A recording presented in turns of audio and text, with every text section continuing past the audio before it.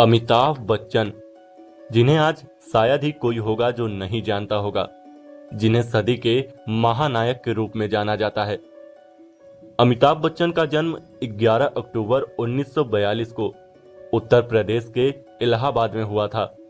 उनके पिता हरिवंश राय बच्चन हिंदी साहित्य के एक प्रसिद्ध कवि थे, जबकि उनकी मां तेजी बच्चन कला और थिएटर में रुचि रखती थी।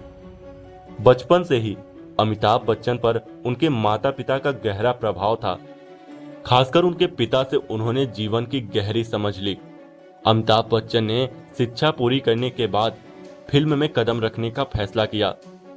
उन्होंने कलकत्ता में एक शिपिंग कंपनी में नौकरी की थी, लेकिन उनका मन हमेशा से अभिनय की दुनिया की ओर था। सन 1969 में उन्होंने फिल्म सात हिंदुस्तानी से बॉलीवुड में डेब्यू किया, लेकिन यह फिल्म बॉक्स ऑफिस पर सफल नहीं रही। शुरुआती दिनों में उनकी कदकाठी और गहरी आवाज के कारण कई निर्माताओं ने उन्हें काम देने से इनकार कर दिया। उस समय फिल्म इंडस्ट्री में लंबे और गंभीर दिखने वाले हीरो का चलन नहीं था और अमिताभ बच्चन को फ्लॉप एक्टर के रूप में देखा जाने लगा। अमिताभ बच्चन ने हार नहीं मानी। उनके अभिनय कौशल और धैर्य ने उन्हें इंडस्ट्री में बने रहने की ताकत दी। 1973 में रिलीज हुई फिल्म जंजीर ने उनके कैरियर में एक महत्वपूर्ण मोड़ लाया। इस फिल्म में उन्होंने एक एंग्री यंग मैन का किरदार निभाया, जिसने उन्हें रातों रात स्टार बना दिया। यहीं से उनकी पहचान बॉलीवुड के एंग्री यंग मैन के रूप में होने लगी। शोले और दीवार जैसी फिल्मों ने उनके कैरियर को नई ऊंचाइयों पर पहुंचाया। इस दौरान उन्होंने अपने कैरियर में कई ब्लॉकबस्टर हिट फिल्में दी, जिनमें अमर अकबर एंथनी, कभी कभी, त्रिशूल, डॉन जैसी फिल्में शामिल हैं।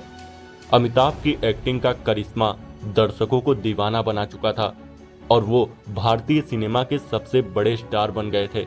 लेकिन अमिताभ बच्चन की कहानी केवल सफलताओं तक सीमित नहीं है। सन 1982 में कूली फिल्म की शूटिंग के दौरान एक गंभीर दुर्घटना हुई, जिसमें वो बुरी तरह घायल हो गए। इस दुर्घटना ने न सिर्फ उनके शरीर को बल्कि उनके कैरियर को भी हिलाकर रख दिया।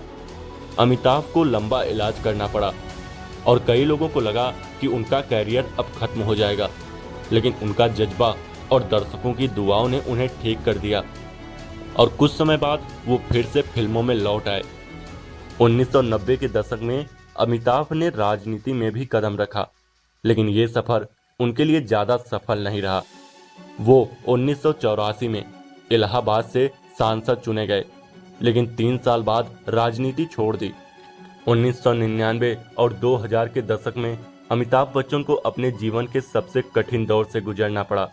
उनकी company ABCL Amitabh Bachchan corporation LTD भारी कर्ज में डूब गई और वो लगभग दिवालिया होने की कगार पर पहुंच गए थे। उन्हें घर और संपत्तियां बेचनी पड़ी, लेकिन अमिताभ ने हार नहीं मानी। उन्होंने खुद को फिर से खड़ा करने का निश्चय किया। साल 2000 में कौन बनेगा करोड़पति के होस्ट के रूप में उनकी वापसी ने उनका कैरियर फिर से नई ऊंचाइयों पर पहुंचा दिया। ये शो न केवल उनकी आर्थिक स्थिति को सुधारा, बल्कि उन्हें एक नई पहचान भी दिलाई। इसके बाद उन्होंने मोहब्बतें, बागबान, ब्लैक, पीकू और पिंक जैसी फिल्मों में शानदार एक्टिंग किया और दिखा दिया कि उम्र केवल एक संख्या है। प्रतिभा और मेहनत से इंसान किसी भी उम्र में सफल हो सकता है। आज अमिताभ बच्चन न केवल भारतीय सिनेमा के सबसे बड़े सितारे हैं, बल्कि उन्होंने अपने एक्टिंग के दम पर अंतर्राष्ट्रीय स्तर पर भी पहचान बनाई है। उन्हें कई प्रतिष्ठित पुरस्कारों से सम्मानित किया गया है, जिनमें पद्मश्री, पद्म भूषण और पद्म विभूषण शामिल है।